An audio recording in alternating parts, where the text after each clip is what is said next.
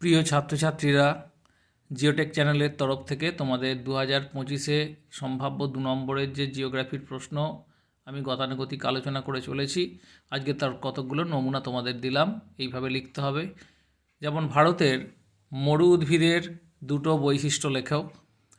কাঁটা জাতীয় গাছ, এটা সাব পয়েন্ট। মরু উদ্ভিদের প্রচুর কাঁটা থাকে কারণ বাষ্পমোচন রোধ করার জন্য। গভীর মূল, মরু উদ্ভিদের মূল খুব গভীর হয় জল সংগ্রহের জন্য। উদাহরণ ক্যাকটাস, ফণিমনসা ইত্যাদি। বায়ুচাপ কক্ষ, জল স্থলভাগের পাশাপাশি অবস্থানের জন্য বায়ুচাপ বলয়গুলি পূর্ব পশ্চিমে নিরবিচ্ছিন্ন না হয়ে ছোট ছোট কোষ আকারে ভাগ হয়ে অবস্থান করে, তাদের বায়ুচাপ কক্ষ বলে। সৃষ্টির কারণ, একই অক্ষরেখা বরাবর জল ও স্থলভাগ পাশাপাশি অবস্থান করলে তাদের তাপের তারতম্যের জন্য এই বায়ুচাপ কক্ষ সৃষ্টি হয়। উত্তরায়ণ ও দক্ষিণায়নের সাথে এই কক্ষ স্থান পরিবর্তন করে। লোয়েস, ভিভিআই, এটা লোয়েস শব্দটির উৎপত্তি ফ্রান্সের লোয়েস নামক গ্রাম থেকে। অর্থ, জার্মান শব্দ লোয়েস অর্থ স্থানচ্যুত বস্তু। ব্যবহার করেন কে? ভন রিক্টোফেন। সংজ্ঞা, হলুদ ও ধূসর রঙের কোয়ার্টজ, ফেলসপার, ক্যালসাইট, ডলোমাইট মিশ্রিত বালিকণা এক স্থান থেকে অন্য স্থানে উড়ে গিয়ে সঞ্চিত হয়ে যে সমভূমির সৃষ্টি হয় তাকে লোয়েস বলে। তারপরে একটা ছবি, যদিও এটা 2 নম্বরের, হয়তো এটা 3 নম্বরেও আসতে পারে, ওই জন্য আমি এইভাবেই লিখেছি।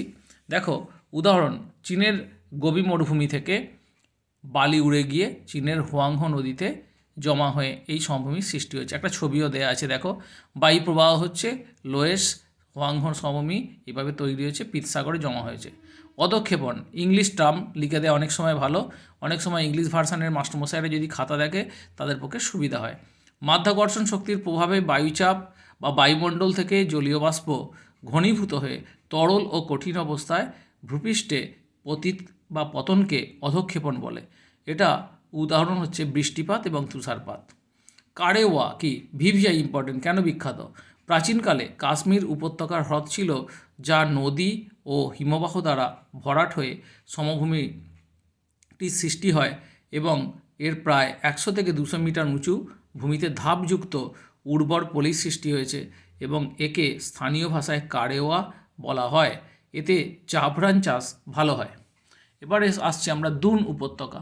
টিকা, অবস্থান কোথায়? শিবালিক পর্বতের উত্তরে, এর স্থানীয় ভাষা হলো দুন, স্থানীয় ভাষা এর নাম। উৎপত্তি, শিবালিকের উত্থানের সময় হিমাদ্রি ও হিমাচল থেকে আগত নদীগুলি গতিরুদ্ধ হয়ে হ্রদ সৃষ্টি করে এবং ক্ষয়িত পদার্থ জমা হতে থাকে। পরে নদীগুলি শিবালিক কেটে দক্ষিণে প্রবাহিত হলে এদের জল সরে গিয়ে এই সমভূমির সৃষ্টি হয়েছে।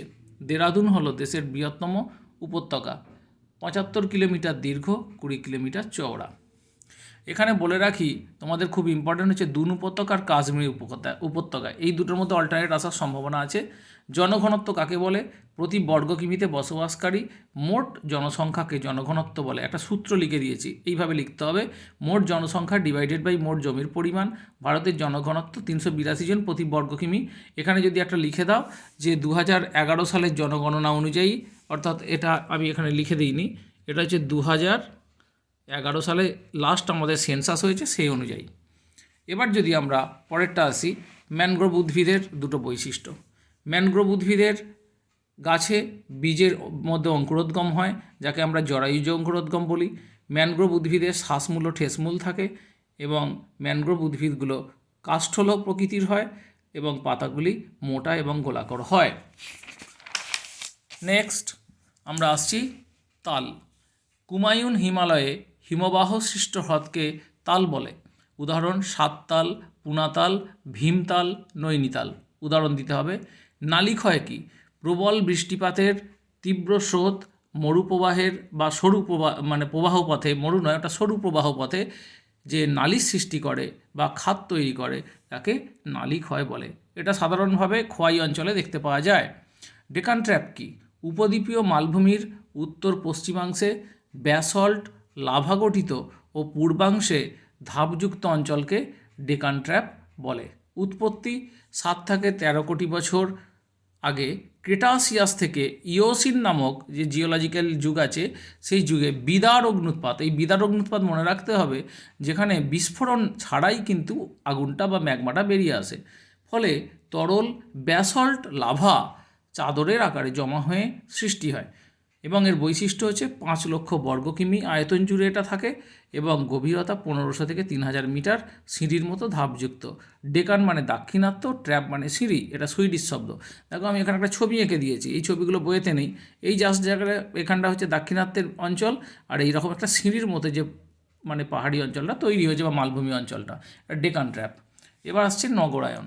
নগরায়ন ইংরেজিতে বলা আরবানাইজেশন। গ্রাম থেকে শহরে পরিণত হবার প্রক্রিয়াকে বলা হয় নগরায়ন।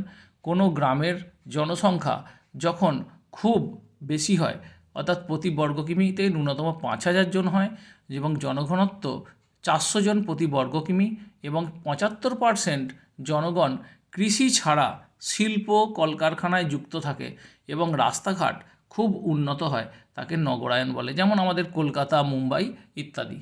তাহলে বন্ধুরা, আজকে এই পর্যন্ত তোমাদের যে 2 নম্বরের প্রশ্নগুলো আমি আলোচনা করলাম, এইগুলো কিন্তু মাধ্যমিকে খুব ইম্পর্ট্যান্ট এবং দেখো আমি খুব সংযত বা সহজ ভাষায়, সাবলীল ভাষায় লিখেছি। আশা করছি তোমাদের উপকার হবে। তোমরা এগুলো প্র্যাকটিস করো, মুখস্থ করো এবং তোমরা আমার চ্যানেলটিতে তোমরা লাইক করো এবং দেখো, পরবর্তী তোমাদের কমেন্ট লেখো, যাতে আরও পরবর্তী আমি উত্তরগুলো দিতে পারি। এবং তোমাদের আগামী ভিডিওতে 4টে 5 নম্বরের রচনাধর্মী প্রশ্ন বলবো, এই 4টেই তোমরা মাধ্যমিকের জন্য করে যাবে, দেখবে কমন পেয়ে যাবে। ঠিক আছে, আজকে এই পর্যন্ত রাখি, পরবর্তী ভিডিও পরের ভিডিওতে দেখতে পাবে।